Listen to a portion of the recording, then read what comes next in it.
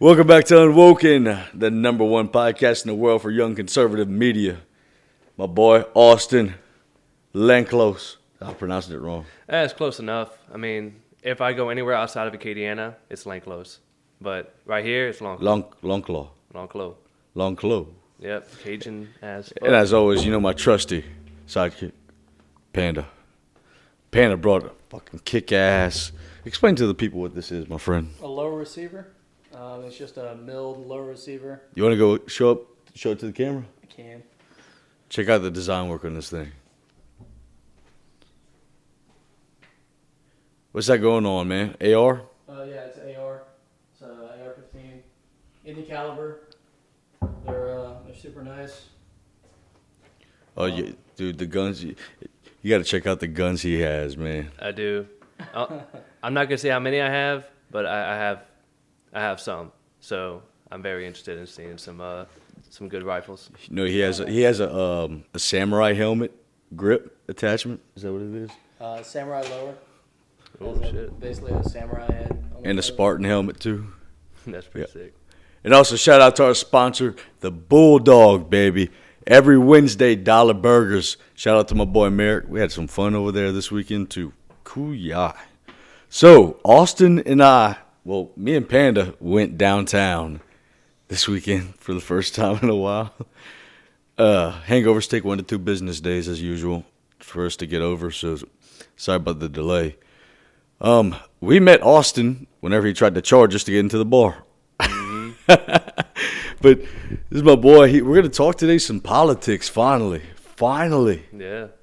It's very important, especially right now with all this COVID nonsense. And we have to be careful about what we say about that because YouTube already took away one of my videos. I was going to ask how that was working, but... We call it the Rougarou juice. Yeah. And the Fofa. Oh crap! I just told him what the video's about now. Damn it! I got away with it for so long. Now we get my second strike. But yeah, we I used to work in politics back in the day before I started working at the office downtown.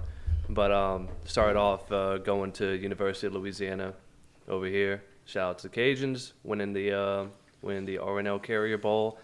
I was very disappointed that they only went there. They had 12 wins, Dude. Man. 12 wins. And you're going to go to New Orleans And in the same bowl you've been to every time? Put us against Marshall too. Yeah. Like, come on, bro. I mean, Give us a challenge. you should have definitely been in. Is UL going to is LSU going to a bowl game? The toilet bowl. Yeah. I mean, still going to be a better bowl than what UL had. No, I doubt it. Have they played yet? No. So they have a better bowl technically.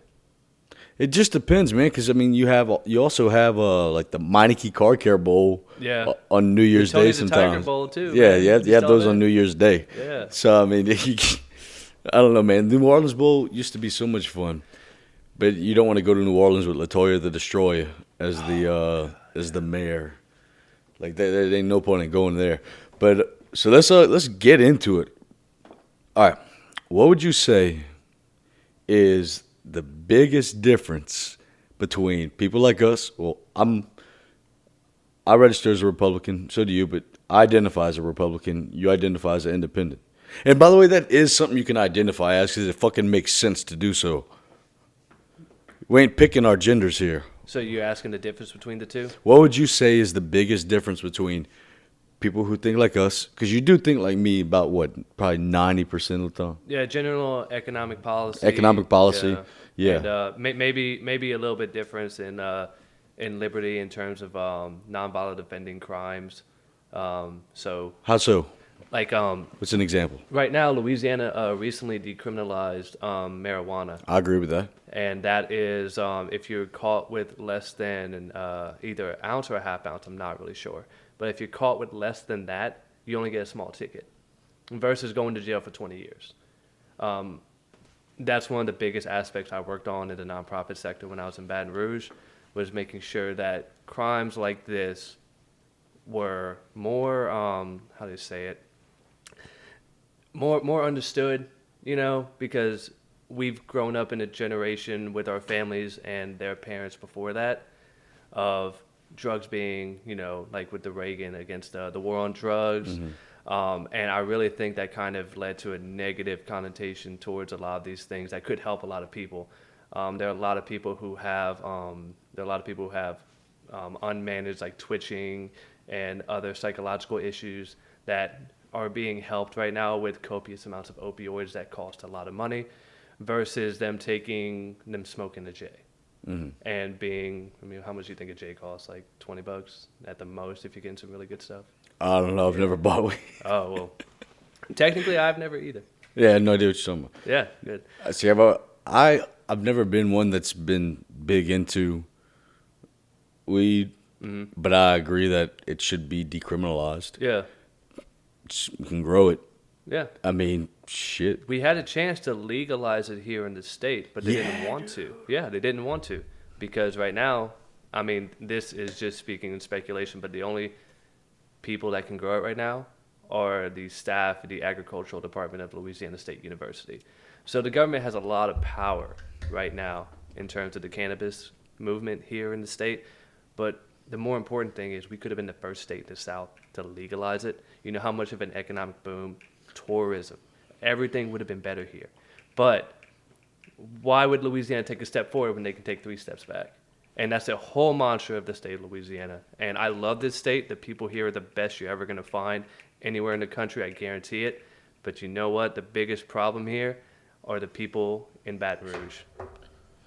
Oh, I'd say that they're part of a big problem too, in many aspects. There's certain colors they wear over there too. There's one particular legislator I talked to about legalizing marijuana, helping us push this bill, and he said, and this is a direct quote from him.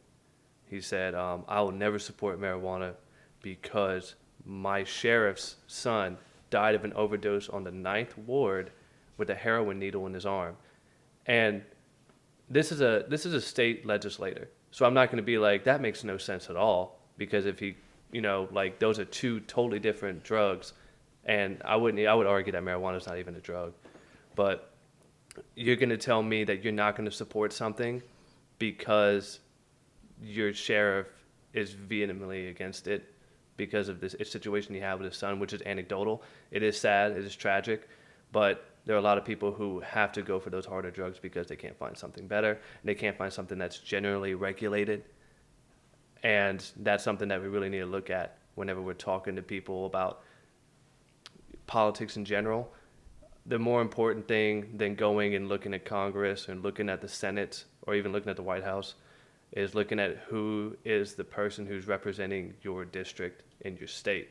A lot of people can't name their state rep. I can't name my state rep right now. I live in like Opelousas. I can't name it. Yeah, I called mine whenever they announced the lockdowns for quarantine. Stuart Bishop. Oh, really? Yeah. I've talked to him a few times. Yeah. I called him and said, "Hey, bro, like, what we're gonna do here? Because you're closing down the restaurant. Yeah. We're gonna be compensated for that." Yeah. Good luck getting that. Yeah. Good luck getting that result. You brought up an interesting point just now, though. In terms of local officials and state reps, I said that the other day whenever my buddy and I were talking about race.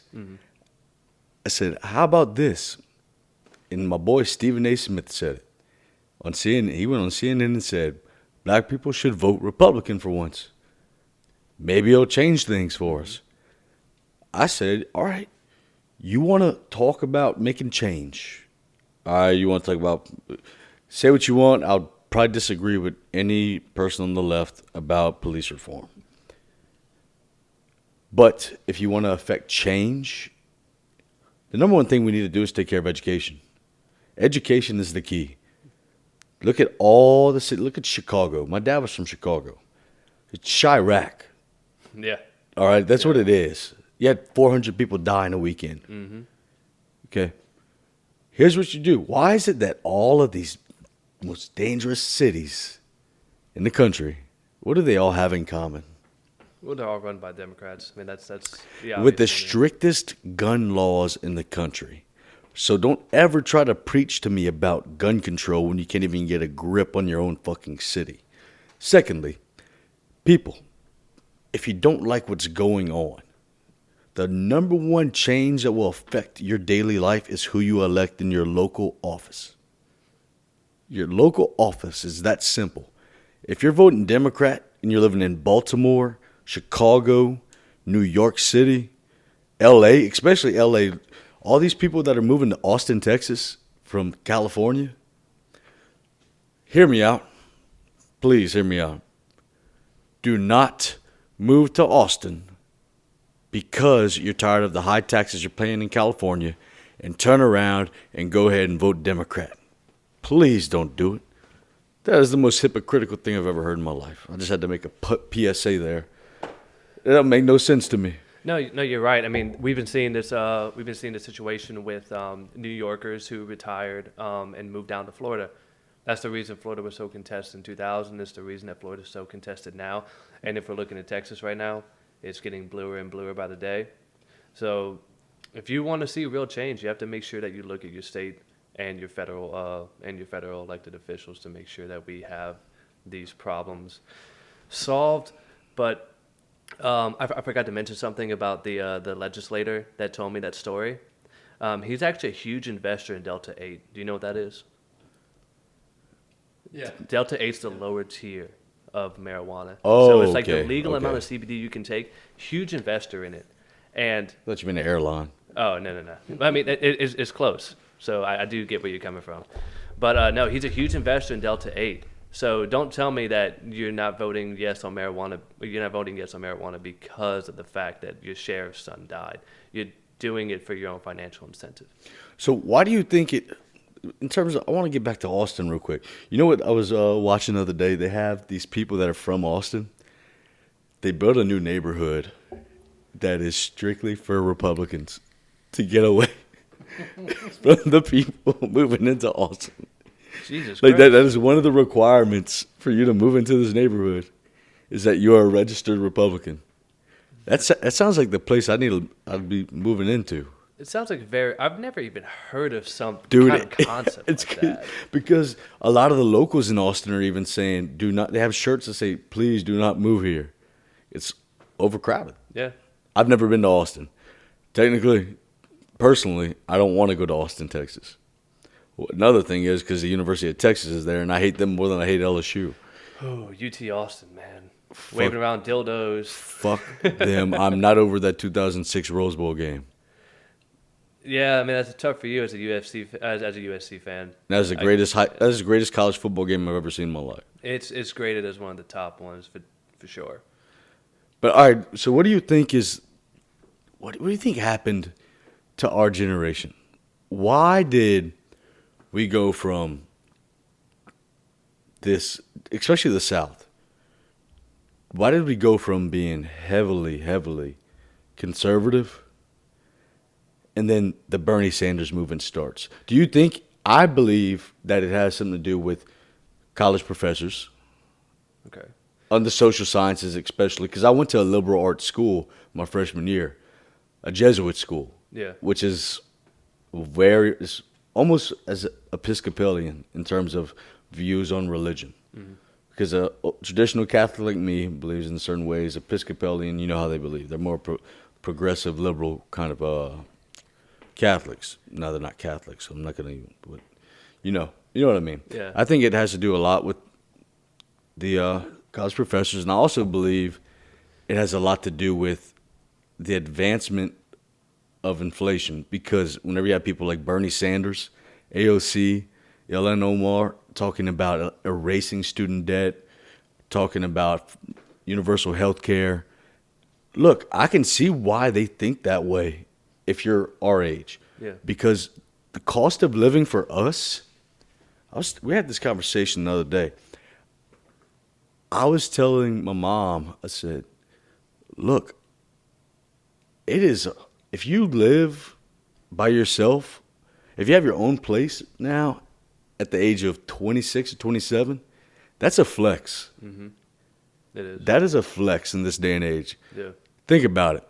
Our cost of living is, I'd say, almost 5 times higher than what it was for them. Because let's eliminate, in the 80s, let's eliminate cell phones, internet, Wi-Fi and internet, that's together probably. Cable. If you want Netflix, I mean Netflix isn't a necessity though, but Wi-Fi internet, that's $300 already. Yeah. So what I pay, I paid about $200 for Wi-Fi and internet and all that crap. But I mean, still, it's $200 Yeah. that you didn't have to pay back in the '80s. And then gas. Gasoline, Gas. yeah.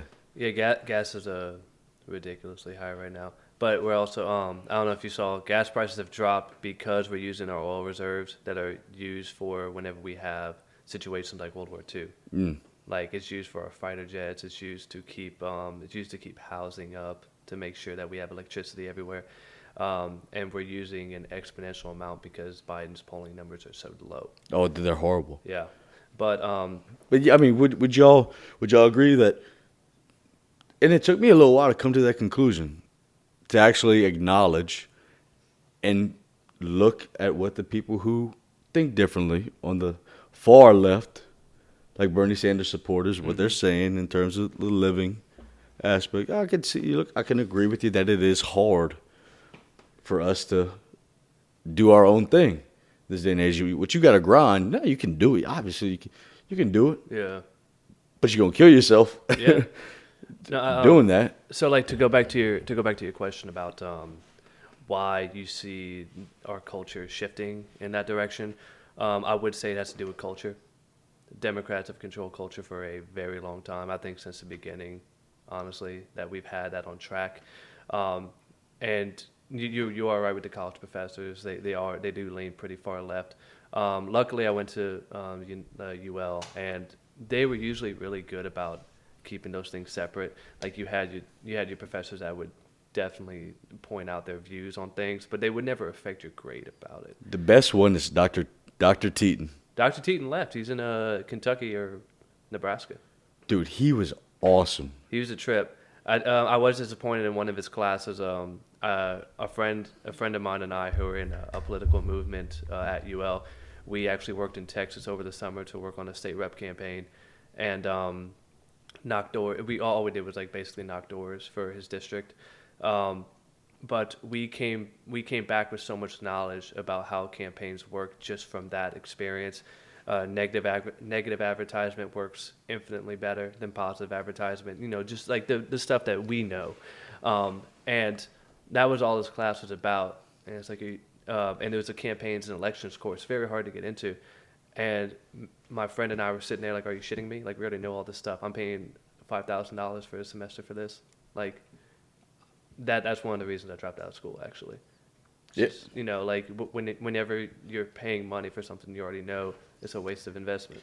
Because you're speaking my language. Before that, I'm going to dive right back into that. But you talk about campaigns running negative ads. So, you know, I was telling you about my buddies that came up to me and said, "Man, we'd like you to be on our card." Mm-hmm. What was the first time in UL history that you had two opposite parties running against each other? So at first, I'm like, "Bro, I'm just trying to graduate, this and that, this and that." And they're like, "Well, dude, we're running against a liberal side. So, count me in." I said, "But I'm running my campaign my way."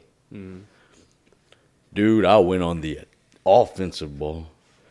It was the same people who had been in student government for the past 2 years. And I said, I started going on my Instagram, which is my biggest influence on my social media. I said, "You've had the same people in the student government for the past 2 years. What happened? You get your tailgate spot moved. You got your buses moved over to the baseball field, to the tee where you have to walk. Mm-hmm.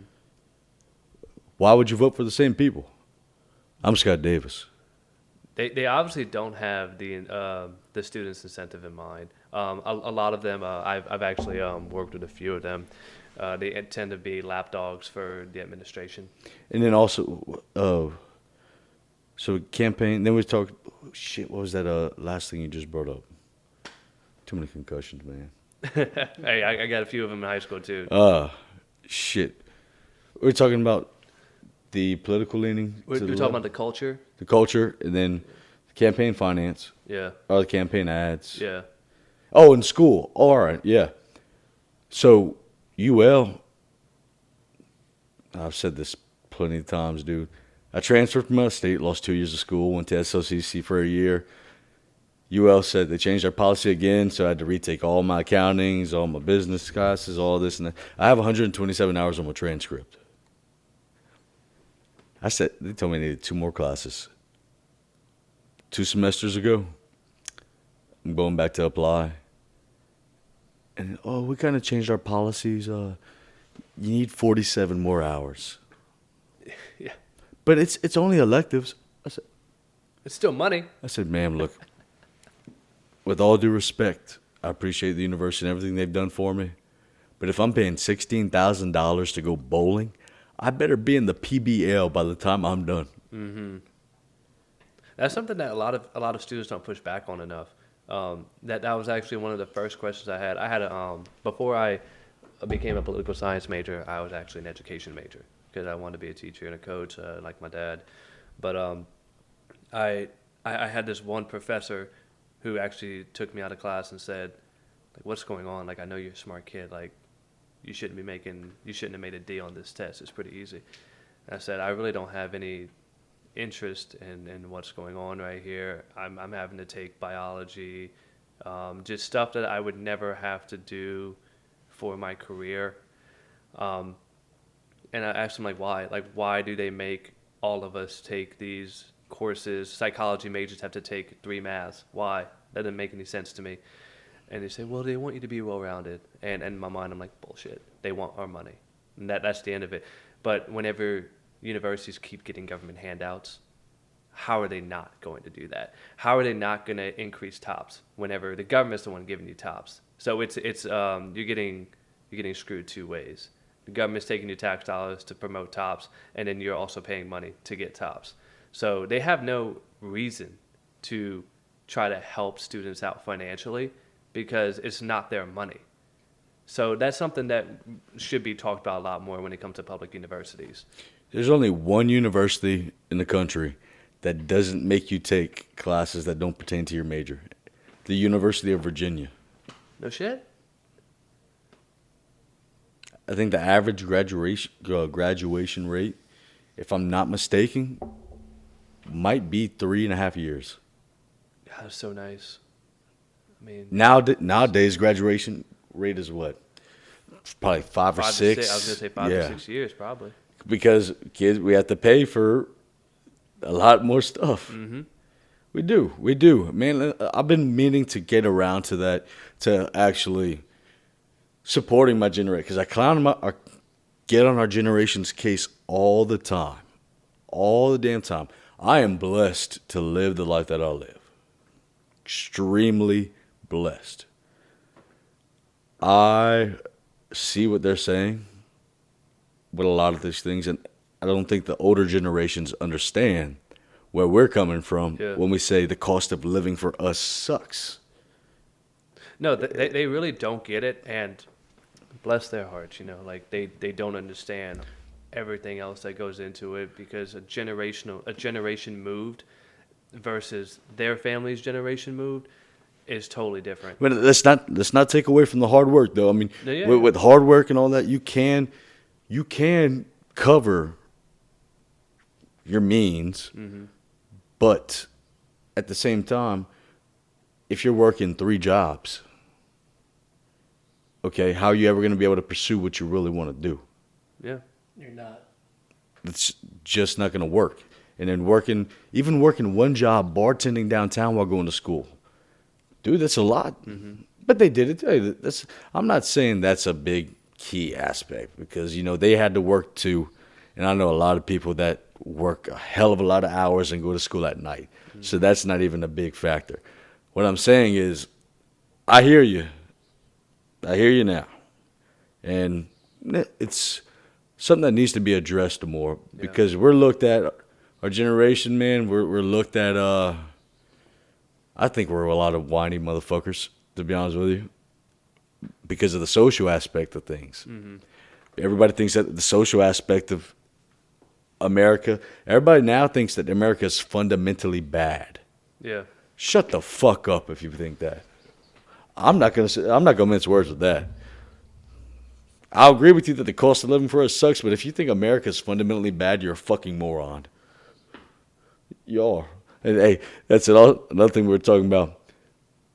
This guy knows.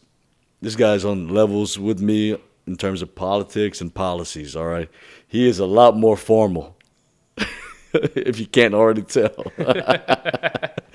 but dude, I can't. That's one thing I decided to do whenever I started to make my move for a political office.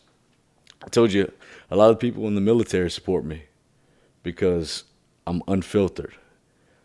A lot of old Republicans, not the old school ones, but a lot of old school Republicans like the way I'm talking now because they're like, dude, we're tired of hearing politicians use these fucking Ivy League words. Like whenever you go to the voting booth, every time we have the voting polls come out, I put on the layman's terms version of all the policies and amendments that you're voting on. Yeah. Because they try to trick you. Oh, yeah, they do. I'm not going to talk to you. I read a lot of books. I know a lot of big words. I could say whatever. I could go there and go on a sentence enhancer on the internet and type in a sentence and have it enhanced and post it and look smart that way, which I'm brilliant, by the way. But I'm not going to talk to you that way because that's not how I talk as an individual. Yeah. What you're getting from me is completely unfiltered shitball. Yeah. That's the way it's going to work, and I think that's the best way to run a campaign because you see everybody in D.C. What is the most polarizing factor in the last 4 years? Donald Trump. Mm-hmm. Donald Trump opened up the gates for people, for everyday people, and he's not an everyday person. He's a billionaire. Yeah. But it's just his demeanor, and you can question a lot of the things he said. Like personally, man. What I did for the campaign was damage control, pretty much. So whenever I saw something posted on Twitter, I put my hands in my face. I'm like, crap, because I had to defend it. Yeah. I wish he would have kept his hands off the Twitter button, but I still love my boy. He opened up the gates for people like me to say, you know what, man? I'm not talking like Joe Biden, Bernie Sanders. AOC's an idiot regardless. Omar, the squad. Look, I can be civil.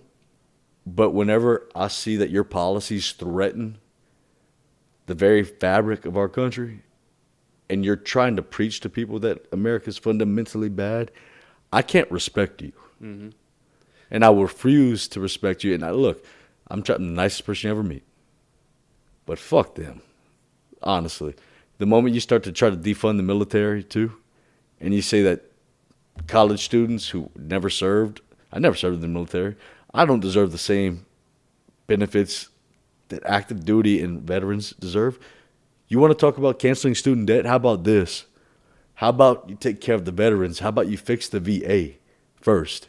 Then, if you fix the VA, yeah, I'll get on board with canceling student debt. If you fix the VA, I'll get on board with universal health care. I'll meet you in the middle. No, I definitely do see where you're coming from. And there is... When it comes to trying to solve all these problems, the one problem that we're not looking at is that it's the government trying to solve the problems. So the government's never going to solve the problems because it just adds more revenue for them. And you know, whether you believe that the government is here for good or bad is debatable, but I think it's just a huge scale of incompetence. A lot of these people in these departments are struggling to figure out what works best. And I'm not giving them any excuse for this because they're using our money to create more negative problems for our generation who, you know, Social Security, we'll never see any kind of Social Security, but we're going to pay for our parents' Social Security. And I mean, just to add to that, Social Security was supposed to like never work in general. It was made at a death date of 65 years old whenever it was created, and the death date and the average death rates in America when it was passed was 65 years old. It was never supposed to be for people to live a retirement life. It was just a cookie-coated way for people to vote for FDR and his ABCs of bureaucracy, which have led us to the position that we are in now, which is not good. And I tell you what, though, FDR, for as awful as a president as he was, is better than Huey Long getting in office, who he ran against. Huey Long is a nutcase, and I'm very happy he did not get the Oval Office. I think it would have been 3 times worse than it is now. A lot of problems that we see in Louisiana. So Huey Long, Huey Long or Jimmy Carter? No, Huey. Oh, wait. Between the two, Yeah. I'll pick Jimmy Carter. I mean, I don't like Jimmy Carter either, but Huey Long would have been the worst president we've ever had in existence. I can get on board with that. Yeah, I mean, Huey Long's chicken in every pot policy is the reason we have car inspections, is the reason we have all of these other businesses that are invested in minimizing people's liberties for the sake of their own financial gain.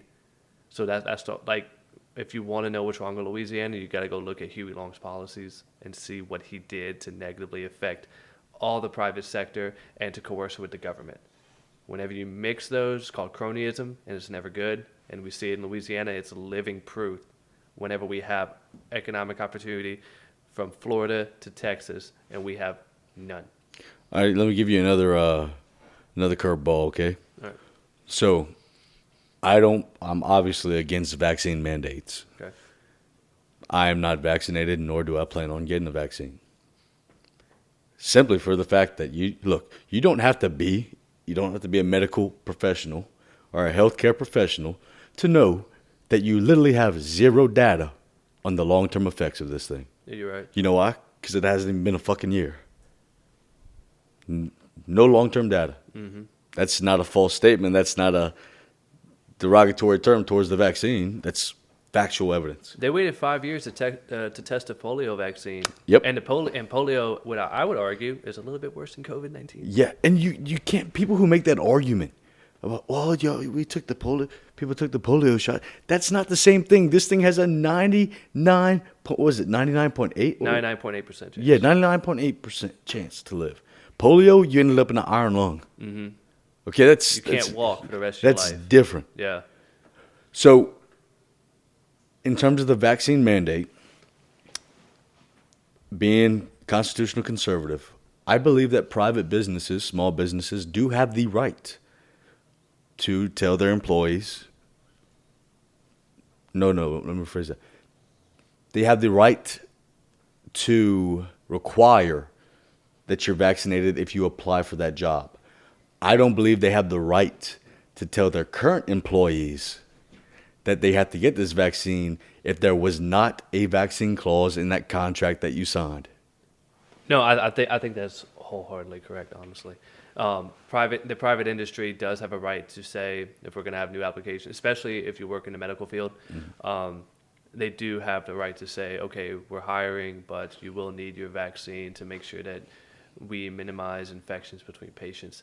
But to go on the concern of the vaccine, myocarditis is a real thing, and that is something that's negatively affecting young men.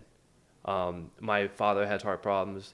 I have not taken the vaccine because I do not want any conditions to be added on based on our family, I don't know, I guess DNA of bad hearts. But myocarditis is far worse for young kids, young males in particular, than actual COVID-19. I mean, I think I'm also either immune to COVID-19 or what's it called whenever you don't have any symptoms? Asymptomatic. Asymptomatic. My roommate had it, and we lived in the 1,200 square foot apartment. I never caught it. I also took care of my girlfriend who had it. Never caught it. So some people's blood types just vary whenever it comes to the problems. But if you're a healthy young adult, I don't expect you to have any problems with COVID-19 unless you have some pre-existing condition. I actually had a friend of mine who lives over here. He short, very, very hefty guy, smokes 7 cigars a day. Like, shit you not, this guy's lungs are fried. And he got COVID, and he was a libertarian like myself. So he was always like freedom of individual rights and liberties, and the government can't infringe on it. But he was in a hospital bed on an insulator, and they told him, like, he was posting on Facebook, please take the vaccine, like, it's very important, like, this is no joke.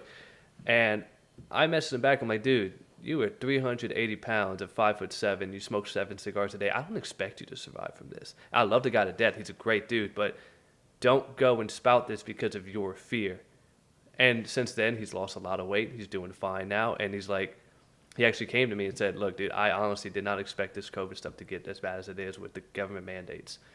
He wouldn't even talk about how bad COVID was. He was talking about the inverse effect of what happens when people are scared. and that is people would rather be safe than free. I'm gonna leave it like that. Like, at the end of the day, that's the biggest problem we have in our society, is that people would rather have safety in mind than maintain their freedoms. So, being that you said you're libertarian, I had something pulled up that I wanted us to do a little exercise. All right. I'm gonna pull up. It is. Is it a political compass? Oh, is that you talking about the policy wise? Is it a political compass Yeah, test? yeah, pretty much. They have one that's like 400 questions. That one is really good, but I mean, that takes forever. Yeah, we can't do that 400. We can do that one later on. Yeah, we do that one later on after the show, I guess. All right. So we're gonna all three of us gonna take. I think it's 9 questions. Let's see how many questions it is actually. Oh, it's 16 questions. Okay. All right. So we're gonna start with Austin. All right. If you had to choose, would you rather have a smaller government providing fewer services or a bigger government providing more services? Small. I knew that. You go with small. Yeah, I'm good small. So, all right. Well, we could actually just take this together. Which of the following statements come closest to your view? America's openness to people from all over the world is essential to who we are as a nation. If America is too open to people from all over the world, we risk losing our identity as a nation. I would say the first. When we come to the land of opportunity, Ellis Island, bringing in your sick and whatnot, I think that's what America really is at the end of the day. Oh, yeah, absolutely. Melting pot. Mm-hmm. Do we need borders? Yes. Yeah, every nation needs. But I don't believe that. Yeah, because that's phrased.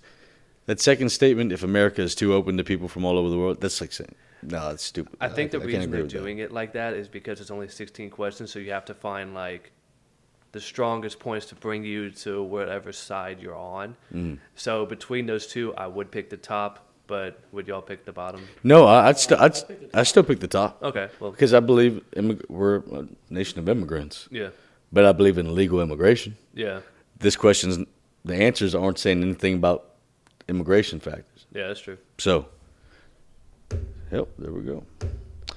In general, would you say experts who study a subject for many years are usually better at making good policy decisions about the subject than other people? Usually worse at making good policy decisions about the subject than other people? Or neither better nor worse at making good policy decisions about the subject than other people? So this is about government policy, right? In general, would you say experts who study a subject for many years are? I would say the bottom, like neither good nor bad. Yeah, I'm not saying. Yeah. Yeah. Because you have You oh, have a I was lot gonna of say people like the Mitch cool- McConnell who don't know what they're doing, or like who've been in there forever and still Pelosi. fuck us. Yeah. Oh, yeah, Pelosi is also another one. Like you Bill still Nye have- the Science Guy. Yeah, I mean it's not about how long you've been in there. It's about who is coercing you to make your decisions. Because you're getting paid. You're getting paid by certain businesses. Yeah, exactly. So You're getting paid by Pfizer and Moderna to make sure that we have more vaccines. I mean, I'm sorry, but that doesn't make you a good legislator. if I get demonetized, I'm charging you. Are we all in agreement here? Yeah. Yeah, we have to find one that we. All right. Thinking about increased trade of goods and services between the U.S. and other nations in recent decades, would you say that the U.S. has A, gained more than it has lost because of increased trade has helped lower prices and increased the competitiveness of some U.S. businesses? Or B, lost more than it has gained because of increased trade has caused jobs in manufacturing and other industries and lowered wages for some U.S. workers? I'm going with the bottom. I'll go with top. I'm gonna go with the top. Really? We have gained more, but I would like to see more. I would like to see more solutions to the problems that. I mean, I'm gonna say like China is our main proprietor when it comes to imports. I would like to see more done about their human rights abuses. All right. But, I want to ask you this then. Sure. So how do you feel about Trump's policy whenever he cut the corporate tax rate from 37 to 21%? I think it's good.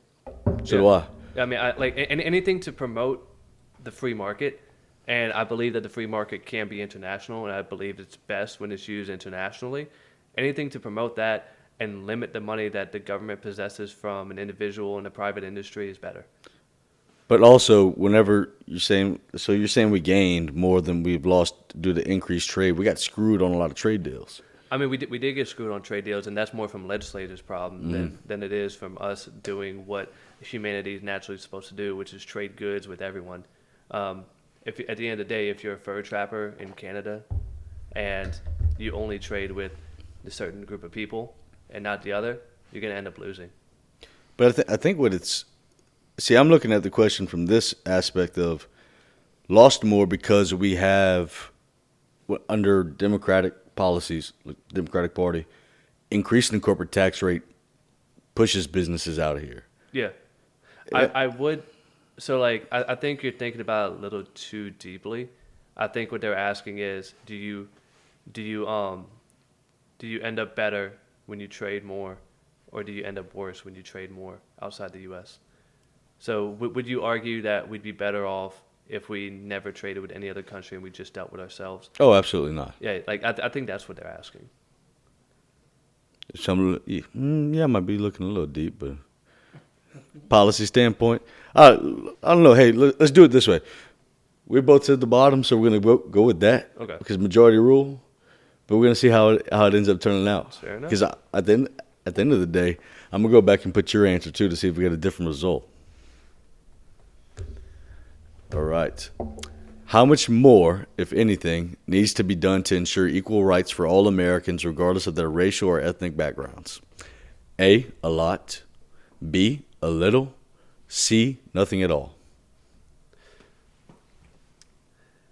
This one is very, very tough. And I'm not trying to go like social justice warrior aspect. I'm trying to think about what happened after segregation before that black people were still forced to go on the other side of the railroads of cities. Lafayette was one, Opelousas is one, and you still see the negative effects of that. I don't know if there's anything that we could do to solve those things, though. So I'm saying, look, I'm going to go off on a limb here, and because I'm not going to say, I could say that there's a little that can be done in terms of certain things, which I guess would kind of put me in that middle category, but I lean more towards nothing at all because I think it's all a big political circus. Oh yeah, no, like you're right on that. Like With they that, do tout this. Gerrymandering was done by the Democratic Party. Mm-hmm. All right, the Civil Rights Act of 1965 was 100% Republican voted on. And people can bring up the party switch all they want. Yeah, they do that a lot. They can do that all they want. I had a debate with a law student. She was going to school for civil rights. So you could tell like her big thing was the political switch. No, if you actually look at Republican and conservative values, there really isn't the switch there. Mm-hmm. I mean, Martin Luther King was a Republican. Yep. They know, and people who say he'd be a Democrat nowadays, no, because Democrats now, in my opinion, are making race to be out more of a factor. Martin Luther King's whole thing was judge somebody not by color of their skin, content of their character. Nowadays, they're judging people by the color of their skin. Well, oh, you're white. Oh. We'll look at school, critical race theory. Critical race theory. Yeah. Now, critical race theory. We need to teach about this in education. Yeah, like learning about Emmett Till. Yes. You know, that's something that we were never taught in school. I believe that's something that, like, this family, his parents, brought this up to national news to shed light on this problem. We were never taught about that. Mm-hmm. I believe those things can be taught, but critical race and praxis, which is just the practice of critical race theory, which would be like you should be ashamed of yourself because of the color of your skin, which is what they try to tell white people.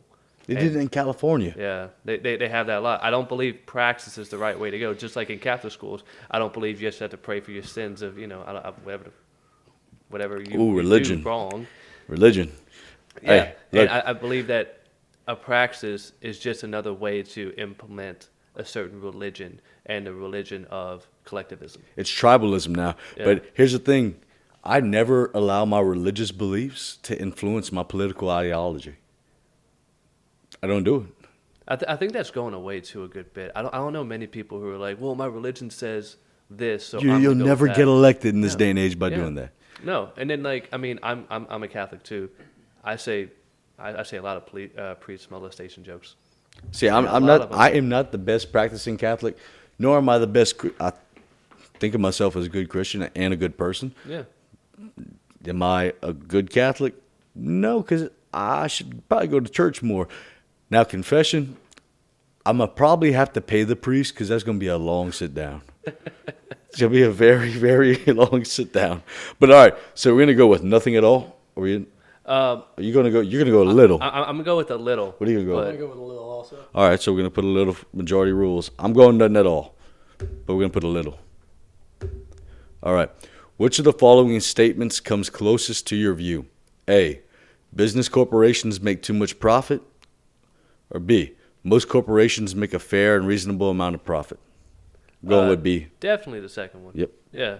Yeah, we don't even need to debate that. All right. How much, if at all, would it bother you to regularly hear people speak a language other than English in the public places of your community? A, a lot. B, some. C, not much. 4, not at all. It doesn't really do anything for me. I would say not at all for me. Yeah.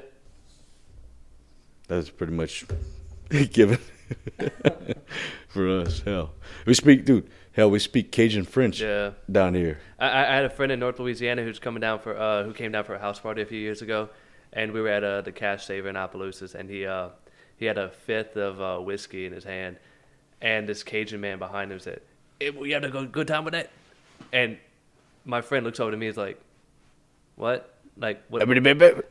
Like what's he saying?" I was like, "He's just asking if you're gonna have a good time." Like they could not even tell. North Louisiana is not Louisiana. Let's just put that for the record. North Louisiana is Arkansas. We'll Anything give it north to of y'all with I-10. no problem. Anything north of I-10. North of I-10. Y'all don't season your food. I'm sorry. I'm technically north of I-10, but we still Cajun.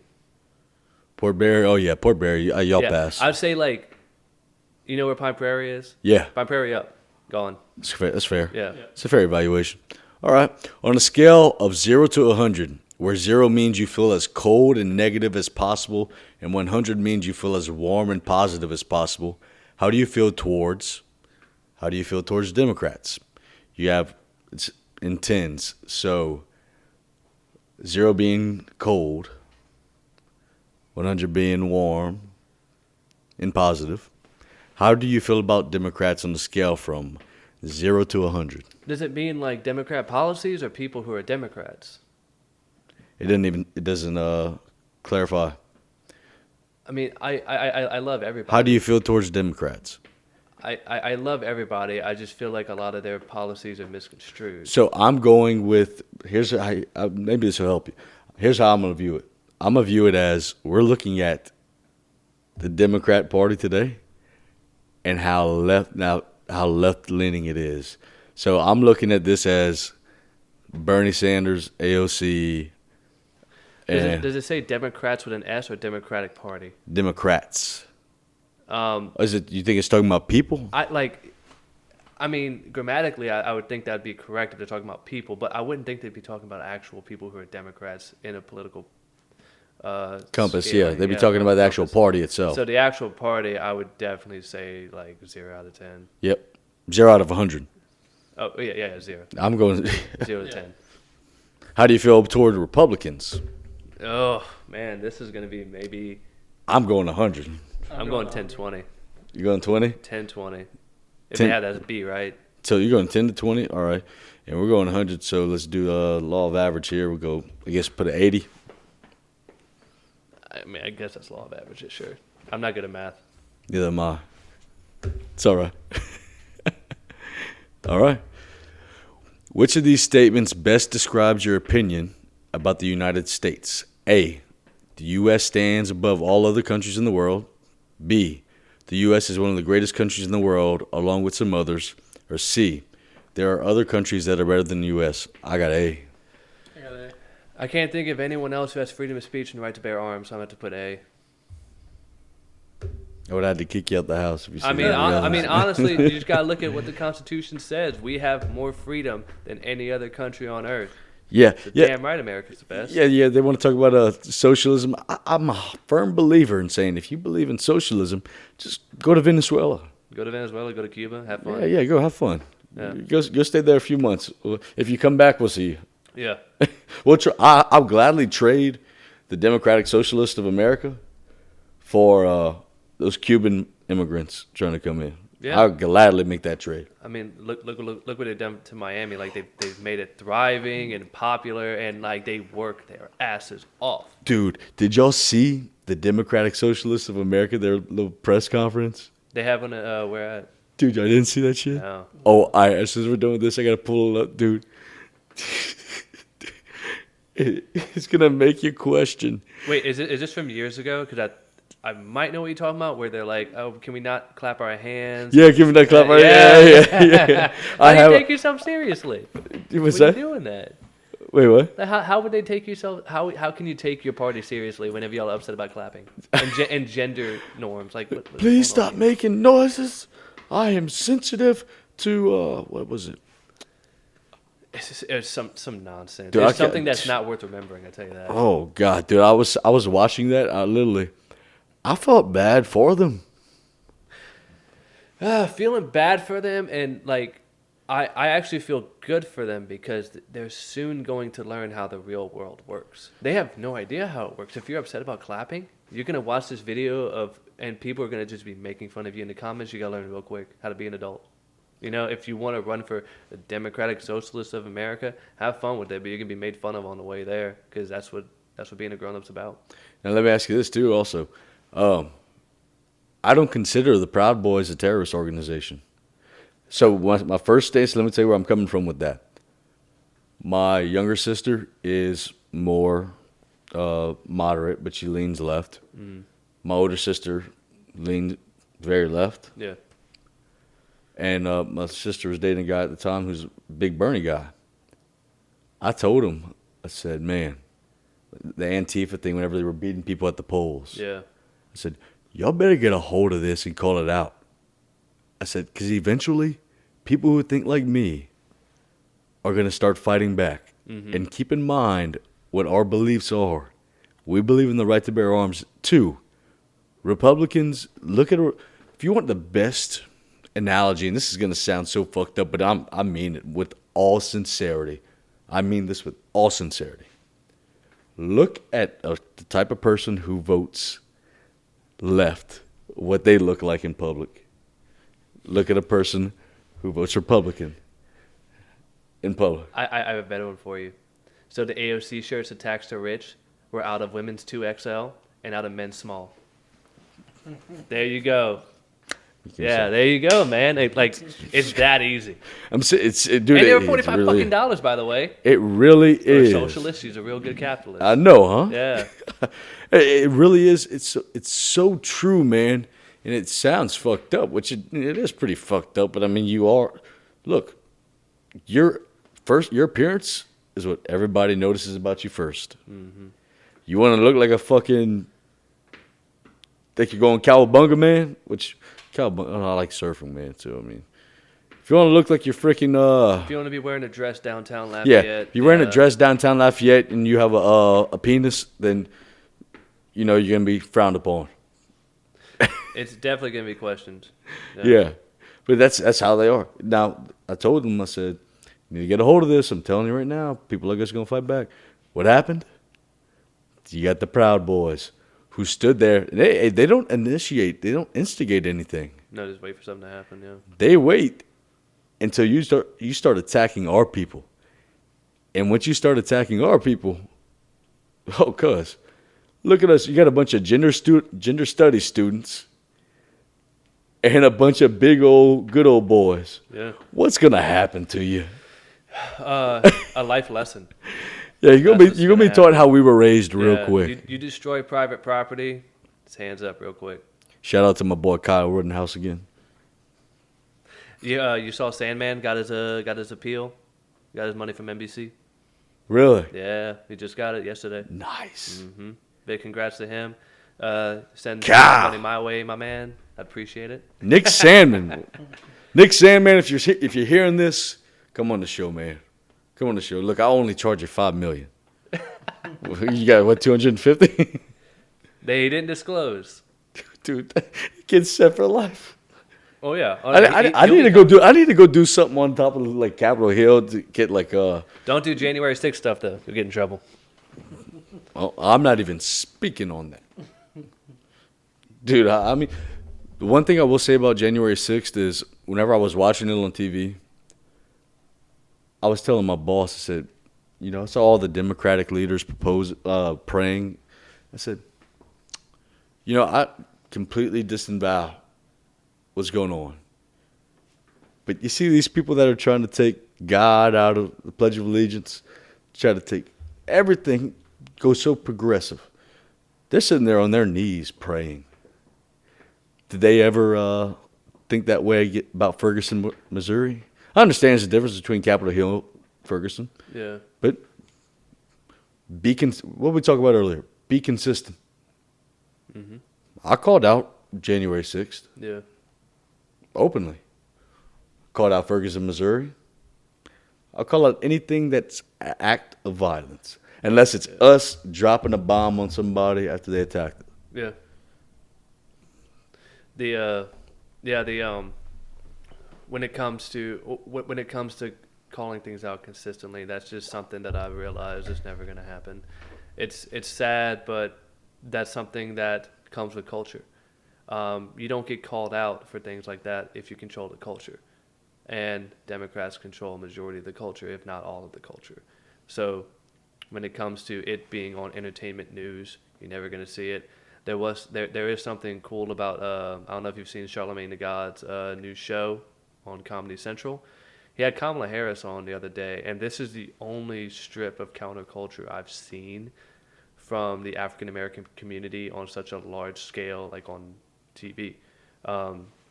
He asked her, so who's the president, Joe Biden or Joe Manchin? And she went berserk, bro. I don't know if you want to pull up that video, but it's pretty interesting. Oh, we're gonna have she goes berserk, and that's the only thing I'm seeing from counterculture in the last few years. I think it's starting to be an uptick, though.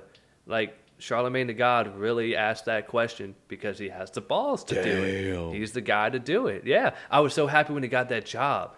Damn. And I know Stephen Colbert is like kicking himself as hard as he can because he's the one who promoted Charlamagne the God to go on Comedy Central.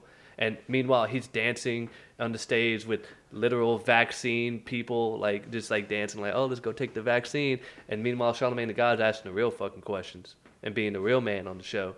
So, damn. I think counterculture's starting to switch. And, I mean, it's going to be with people like Charlamagne the God, but you need to check out that video, dude. Damn, dude, that's brutal, man. And she went all, and you know how Kamala Harris gets when she's angry? Screechy and batshit. Like, that's the vibe that comes off her. And it comes out. It was great. I'm at a loss for words, dude. I can't believe I didn't see that. That is, dude, that's like a Chris Wallace times 10. Yeah, it's something, man. It's something that everyone should be watching. I'll tell you that right now. All right, man. Whew. Check that out. The next one. How much of a problem, if any, would you say each of the following are in the country today? People being too easily offended by things others say. A, major problem. B, minor problem. C, not a problem. I'm going major problem. Real major problem. I'm going to go with, big problem is for me, would be for me if it was stopping the priorities of capitalism. I think if people are getting their feelings hurt and they go and cry on Twitter, I don't think it's a huge deal. I think it's just more entertaining and a little funny whenever people get upset about stuff like that. But I don't know. I guess I'd have to say B. I'm not. It's not a huge thing. Let me try to persuade you. Okay. People getting offended by it are the ones that are now saying, if you say this, you get fired from your job. So that's infringing on the First Amendment. Oh yeah. If we start to see like huge firings for which we have being upset for John that Gruden stuff. Who? John Gruden. Oh, he said a lot of stuff in poor taste. He said faggot. He also called the leader of the NFLPA a big lipped. Yeah, he said he had big lips. All right. Well, Nah, he also said something else with it. It was a black man. He didn't say the N-word, though. I don't know if he did or not. He said he had big lips. That's Okay. It's like somebody saying calling us pale for being white. Well, I mean, that would also I would view as wrong, but it's based on what the organization sees as a bad look. And if you're in the National Football League and your organization is in the NFL, You mean the same one that reinstated Ray Rice? yeah, that one. Yeah, that one. I mean, there's like we say, we're never going to see. We're always going to see the double standard because the culture. Yeah. But whenever you have something of that bad of public relations, and you're an organization, you have to, I guess, for their own financial incentives and to not be destroyed by the media and whatnot, their best financial outlook was to let him go. And I also do think it was the right decision. I think he's Stephen A. defended him. I think he's a great coach. Stephen A. defended him. He did. Mm-hmm. That is interesting. But whenever you come from a public relations standpoint, Stephen A. defending him isn't going to equivocate to CNN posting about it. Yeah, it should. Stephen A.'s the man. Stephen A. is a dog, man. I love Stephen A. Favorite guy to watch. He is, dude. Yeah. I don't like Max Kellerman, but wait, isn't he off the first take? Yeah, now? he is. He's off first take. It's now He's Orlowski, Keyshawn right? and Jay. It's Orlowski. Orlowski comes on Tuesdays, Mondays. I believe it's Michael Irvin on Mondays. Orlowski comes on sometimes with that. Tebow on Fridays. I need to get the schedule, but so majority rules, major problem. Yeah, sure. All right, all right. So here's the other one. People saying things that are very offensive to others. A, major problem. B, minor problem. C, not a problem. Not a problem. Very offensive to others. I would say if you call someone a racial slur. Oh, all right. Yeah, I'm gonna go minor problem because if you use the N-word towards somebody in a derogatory term, dude, that's one thing I hate more than anything in the world. I hate that fucking word. I had a coworker of mine. Fuck it. If somebody ever called one of my friends that word and I was around, I'd fucking deck you. Yeah.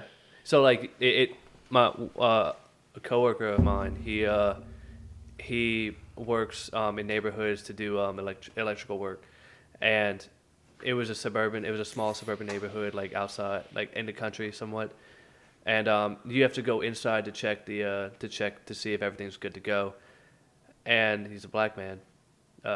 This old white lady comes out.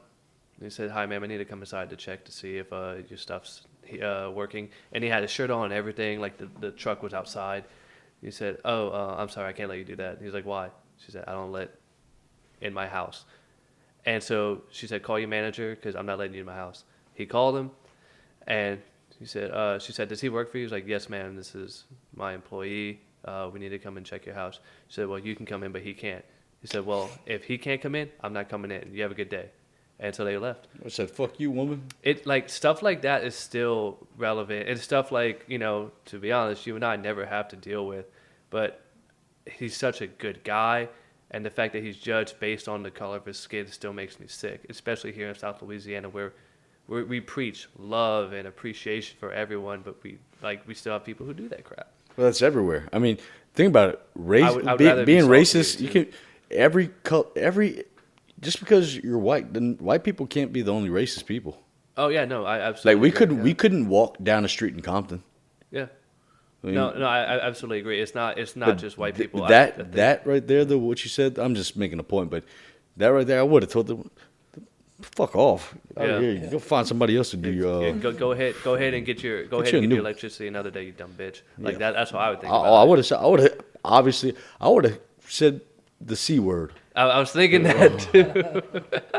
And that's the first thing that comes to mind when someone says that crap. I would have actually used that, and if you use that towards somebody, that's like the worst insult you can call a woman. Mm-hmm. And she earned it. So we're gonna go minor problem. Problems. All right. Which comes closer to your view of candidates for political office? Even if neither is exactly right, I usually feel like A, there's at least one candidate who shares most of my views, or B, none of the candidates represent my views as well. When it comes to me as a libertarian, usually neither of them align with what I like. So you're either going to get major government spending for one side with a little sprinkle of Inflation. good public policy. Mhm. So like decriminalization of marijuana and this and that, or you're gonna have possibly good budgeting and good spending, and none of that, and like none of the public policy. So neither. See, That's usually how it goes for me. I'll go there. There's at least one. Yeah, at least one. Yeah, because we're Republic. So I mean, that's where the libertarian view for you comes into play. Yeah. Yeah. The reason why I kind of sway towards libertarianism is because of my work in the nonprofit sector, where I ended up helping the people who were like, well, this guy is a little better than the other, but trying to get him out for someone better just proved way harder. And that's where it's like, I'm not gonna sully my vote for either of these two. I'll just vote on the bills and whatnot. It would be like Ben Shapiro and write in George Bush's name, huh? All right. Hard pass on that. In general, how much do white people benefit from advantages in society that black people do not have? A, a great deal. B, a fair amount. C, not too much. D, not at all. Not at all. To say that because of the color of my skin, I automatically have an advantage, that's not fair. That is not fair. It's not fair. I do see where you're coming from. I do. We don't get Because you worked to get to where you are, hmm and you did everything you needed to do to be successful. we don't have affirmative action. No, we do not. We don't have any affirmative action, but what I do see is what I talked about earlier, where African American communities are forced to live on a certain side of the cities, and lower economic value opportunities. And I do think stuff like that brings us to where we are today. And so I would say it's not a great deal. I would say it is like the second one. They're responsible for voting who they have in their public office. They do, but whenever that's something that we've also noticed too. Whenever it comes to having knowledge on the political structure, it comes with the time to do it. If you're working 3 to 4 jobs, or if you're a drug addict, which a lot of people in poor communities are, the last thing you're thinking about is who is the right person to vote so we can change our area. It's usually who's going to get us in the best situation with the most assistance possible, whether it's government assistance or anything in that regard. So I can't blame them for voting for the person who's giving them the little bit that they get. But what we need to do is do more education. And that's what I was actually working on for my last few weeks in the nonprofit sector. It's actually working on a project to work with Walmart, because they usually have the lower income communities who work at Walmart who will only take a certain amount of hours, because if they take more, then their government assistance gets cut exponentially. There's actually a huge data grip on this done by the Georgia Center for Opportunity, where they scale how much money you get in government assistance versus how much you're paid a year for your actual income.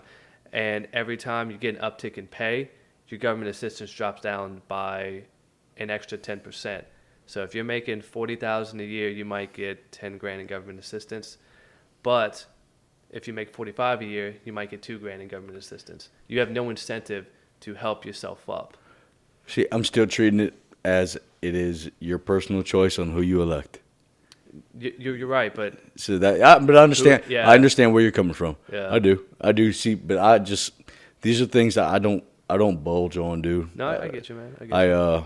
I really just traditionally I might be able to have some leeway, but in today's society's pushed me to the point where you got to take a stand now. And But that's what they want. They want us to be so separated that we can't see the other side's well, perspective. you can see the other side, but the other side has to stop going so far left to where I can't meet you in the middle. Do you think the black community wants to go that far left, though? No, absolutely not. Absolutely not. All my buddies that I have on the show, they agree with me. Yeah.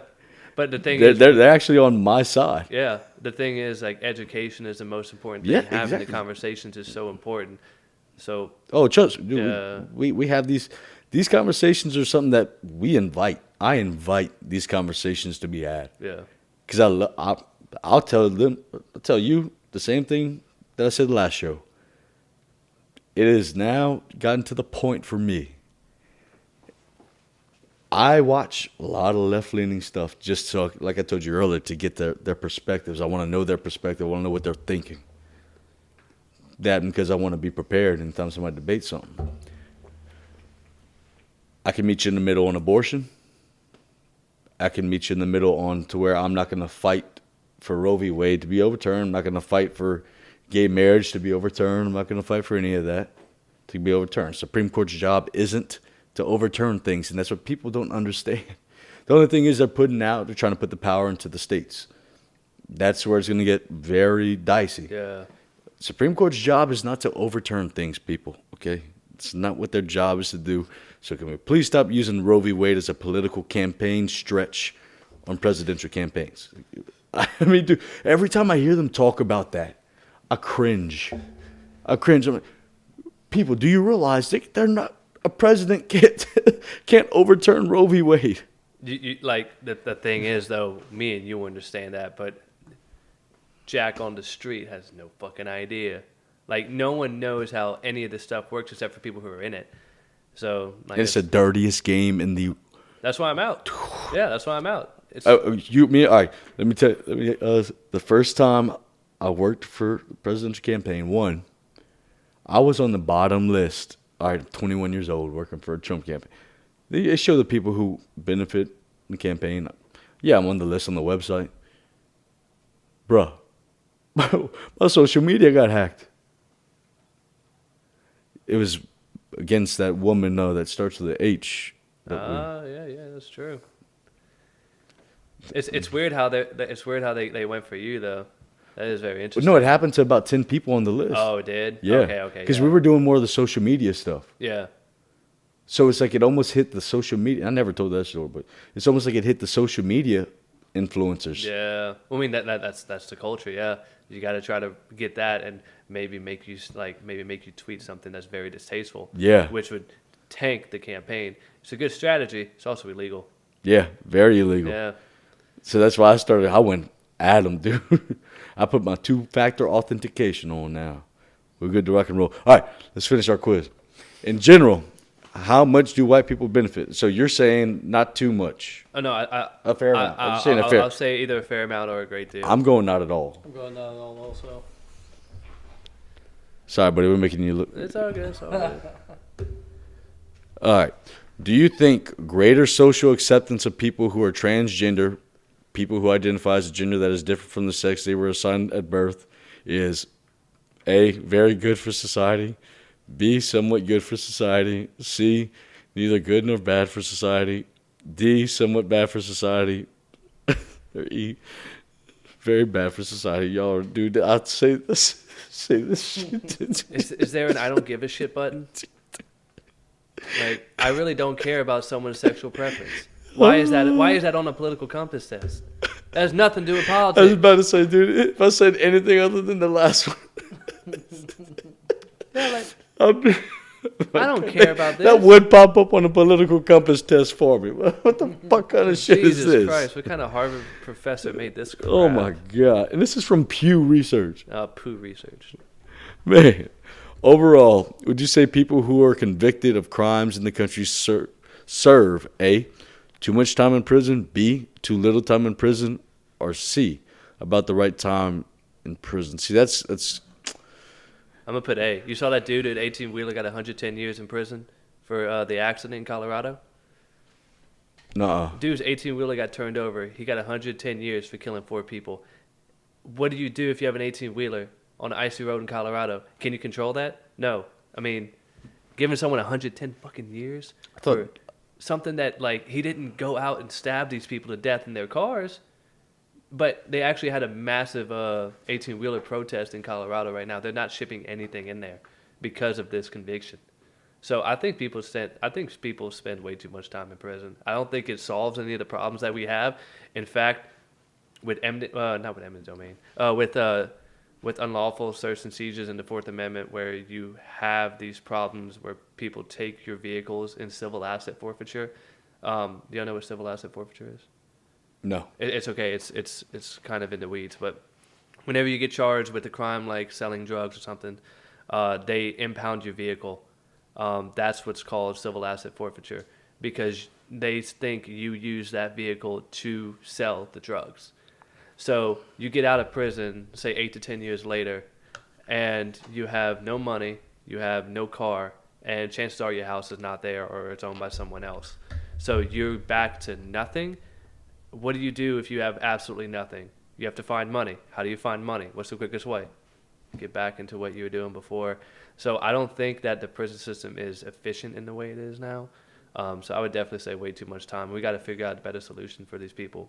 Louisiana's a big proponent of that. We're the #1 country in incarceration rates. I'm gonna say the middle one. See, I'm a little bit in the middle just because it doesn't clarify. Yeah, that's fair enough. But I'll say way too much. If we're talking, it just depends on if they've clarified the crime. Yeah, but I'd say like murder or or nonviolent offense. Yeah. Yeah. All right. Let's see. All right. 15. Which of the following statements comes closest to your view? A. Religion should be kept separate from government policies. B. Government policies should support religious values and beliefs. I'm gonna say A. I don't really have any preference in having religion in there. We were just talking about that. Remember, no religious views incorporated into your policies.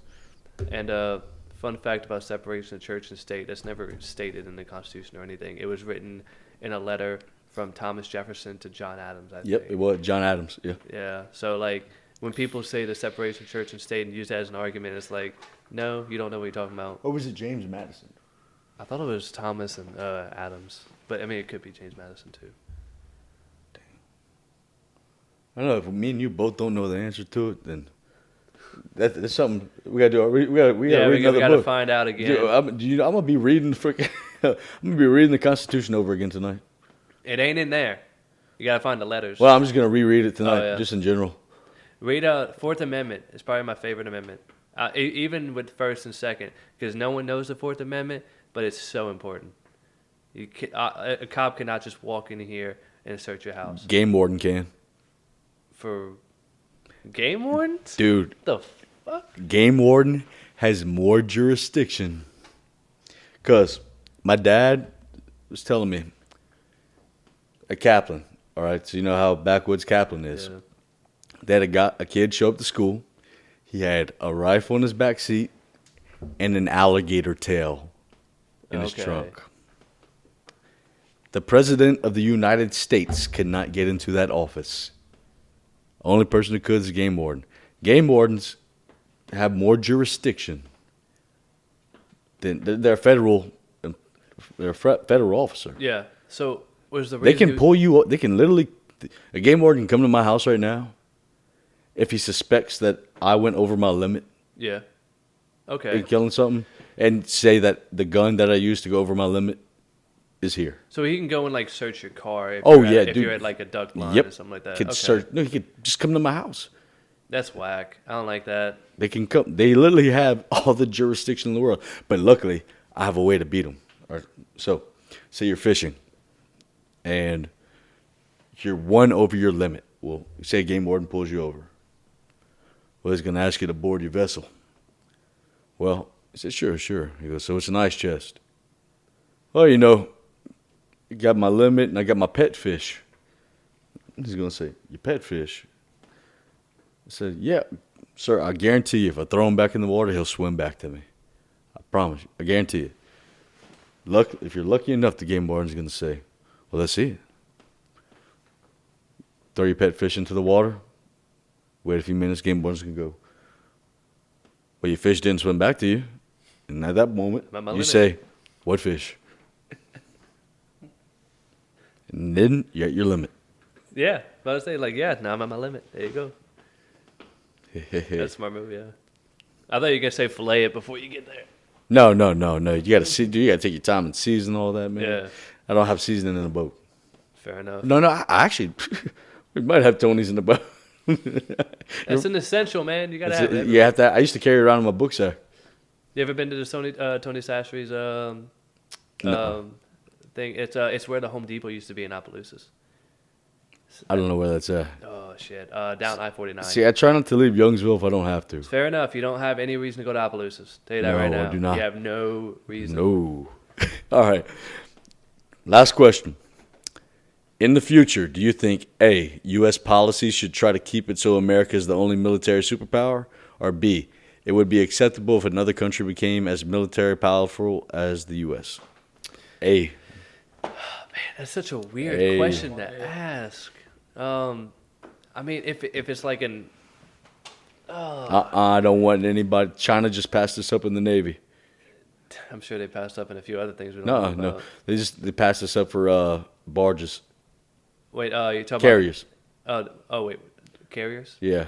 You heard they've been making they've been pouring concrete into the ocean to make makeshift land bases for their aircrafts in the Pacific.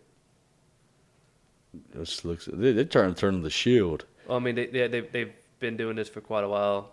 I mean, they I'm very scared of what China could do. Well, at first I was kind of nervous about it, but I say Russia's allies with China, North Korea. So you got North Korea, China, and Russia. 2 paper tigers out of 1 big boy. U.S. Every other ally in the world. U.S., Great Britain, Germany has no army anymore. Australia is it's a place right now, man. You been hearing about that? No, I didn't. What happened? So not China. Australia right now is mandating anyone who has COVID or been around COVID go to these camps. Oh yeah, I did see that Yeah. shit. And I mean, the advertisement for these camps were like attractive women in bikinis on the beach. And it's nothing like that. Like, there are videos of this woman who almost got a $5,000 fine for stepping a foot off of the like trailer that she was in. Because you can go on the porch, you just can't go off the porch because of COVID guidelines. So they're literally keeping people in internment camps. You look up the term internment camp, and it literally means you go there against your will. And you're forced to go there. They've had a few kids escape, and now they have warrants out for their arrest. Like, it's a crazy area. And look what happens when you take away people's guns. The Democrats were touting it. Now we'll look at Australia. You know what, Australia? I got a little message for you. You live in one of the most dangerous places in the world. You disarm your citizens when you got black mambas, eastern browns. You got every deadly animal there is in the world. Yeah. You disarm your citizens. Now you put them in internment camps. You people are the most backward sons of bitches. Yeah, I mean, your accents used to be nice. Now I just look at you and I frown upon you. Tell you what, though, their military back in World War II, they said close to second to none. Like, it was the Marines and the U.S. military and the Australian military. They said ballsy motherfuckers. Them in New Zealand, dude. New Zealand's president to or prime minister. They're going nuts. That too. woman is, Going nuts. dude. Look, I don't think that you should not comment on the United States policies if you're not from the U.S. First of all, so you ever saw Rocky IV? Yeah, I've seen Rocky IV. All right, you remember whenever he's at the press conference with Drago, and he goes, "It's more typical rude behavior towards the visiting foreigner." What's it called? And Paulie goes, "Hey, at least we don't keep our people behind a wall with machine guns." He goes, "Who am I? Who are you? Who am I? I'm the unsilent majority, big mouth." That's right. I'm the unsilent majority, big mouth. I don't like hearing these fucking people comment on our shit. Like Piers Morgan on the guns. It's just, look, all right, we're getting off. So let's finish the quiz. All right, so are we saying U.S. policy should try to keep it so America is the only military superpower? I'm saying yeah. I'm saying yeah. I just don't like the way that's there's not a third You diving answer. too deep? But I'd rather China not have a stronger military than us because they have negative incentives. The whole thing I look at it as an incentive structure. The UK, if they had a military that was half as strong as ours, we'd still know that they'd be on our side to help us in the fight, at least to promote freedom and opportunity to a certain extent. But mainly, if we ever had China as a problem, who had the same military power or greater than us, they'd be able to help us out. I don't know, man. I guess I would say A, just because I don't like. Just because I feel like B equals China. Michael Scott was right. Okay. Awaiting.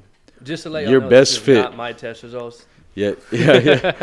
Your best fit, faith and flag conservatives, along with 10% of the public.